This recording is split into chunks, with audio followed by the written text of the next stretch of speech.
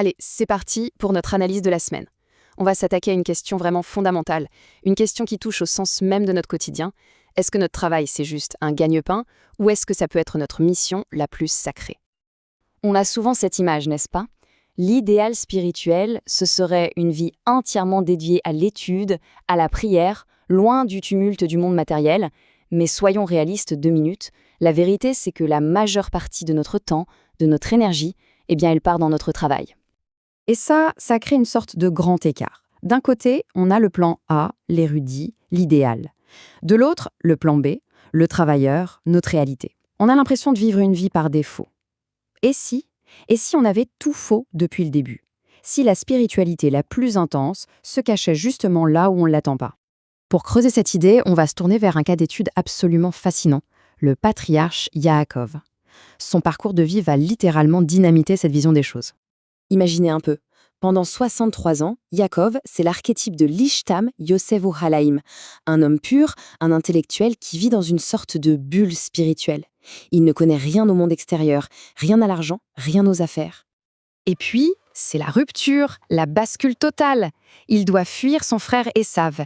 Il plaque tout, et du jour au lendemain, cet érudit devient le tout premier travailleur salarié de l'histoire, un Poel Sahir, un simple ouvrier au service de son oncle Lavan.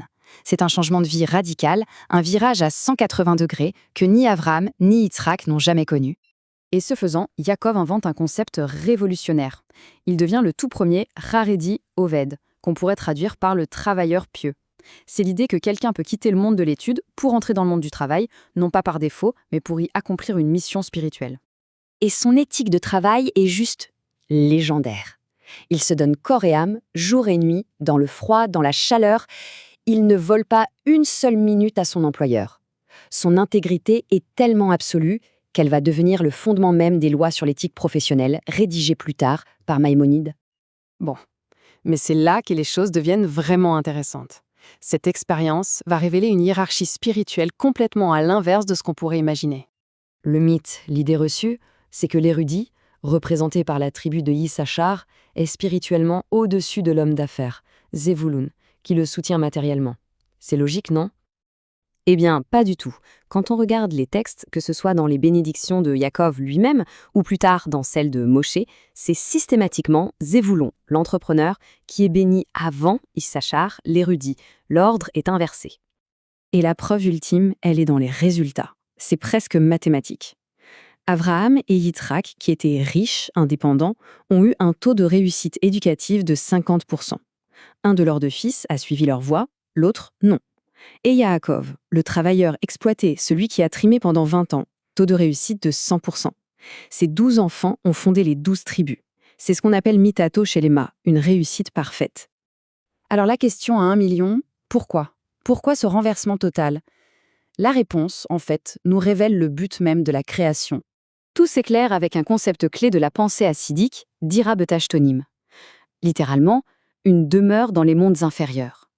L'idée, c'est que la mission fondamentale de l'humanité, c'est de faire de ce monde, avec tout ce qu'il a de matériel, de brut, de profane, une résidence pour le divin. D'injecter du sacré dans le quotidien. Et là, on comprend les deux rôles. L'érudit, Yissachar, il est comme un gardien du temple. Il maintient la sainteté là où elle est déjà, dans un espace protégé. Mais le travailleur, Zevulon, lui, c'est l'émissaire. C'est le soldat qui part à la conquête de territoires profanes pour y introduire la sainteté. Il ne maintient pas, il conquiert. Alors, concrètement, comment est-ce que cette idée peut transformer notre vision du travail, ici et maintenant? Eh bien, si on est un Baal Eshishk, un entrepreneur, un employé, une personne engagée dans le monde des affaires, on n'est pas sur une voie secondaire.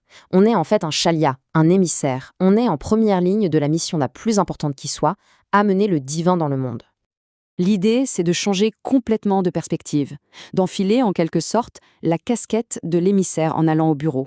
Chaque action, chaque transaction honnête, chaque moment de travail intègre devient alors un acte de construction. On ne fait pas que gagner sa vie, on construit cette fameuse demeure pour le divin. Et ça change tout. Ça redéfinit complètement le but d'une carrière. Le travail n'est plus une simple nécessité pour payer les factures, il devient, potentiellement, notre vocation spirituelle la plus élevée. Et si finalement, notre acte le plus sacré, c'était tout simplement d'aller travailler demain matin?